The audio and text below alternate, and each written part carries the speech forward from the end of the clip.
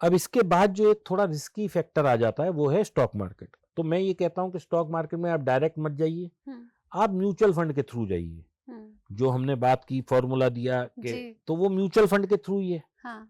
Mutual fund अब क्या होता है, जैसे आपने मान लीजिए लार्ज कैप म्यूचुअल फंड लिया या मिड कैप म्यूचुअल फंड लिया या स्मॉल कैप म्यूचुअल फंड लिया, तो वहां पे जो फंड मैनेजर होता है, अब हुँ, पहले मैं आसान भाषा में समझा दूं म्यूचुअल फंड क्या होता हुँ, है। हुँ, अब मान लीजिए मेरे पास 1,000 रुपए हैं और आप एक म्यूचुअल फंड चलाती हैं, हुँ, यानी कि आप सरकार के द्वारा मान्यता प्राप्त है म्यूचुअल फंड चलाने के लिए, और आपके पास वो लेवल ऑफ एजुकेशन है, वो लेवल ऑफ स्किल्स हैं, वो लेवल ऑफ टीम है कि आप एक हुँ, म्यूचुअल फंड ओन कर सकती हैं।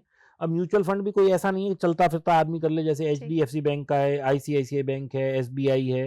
ये ट्राइड एंड टेस्टेड नेम है, बड़े बड़े नाम है ये। हुँ, तो आपने अपने 1,000 रुपए फंड मैनेजर को दिए। हुँ, अब फंड मैनेजर के पास आप जैसे एक नहीं करोड़ों लोग हैं जो 1,000 रुपए दे रहे हैं। ठीक तो है। उसके पास ऐसे हर महीने 10,000 करोड़, 5,000 करोड़, 3,000 करोड़ रुपया आ आ रहा जाता है। है।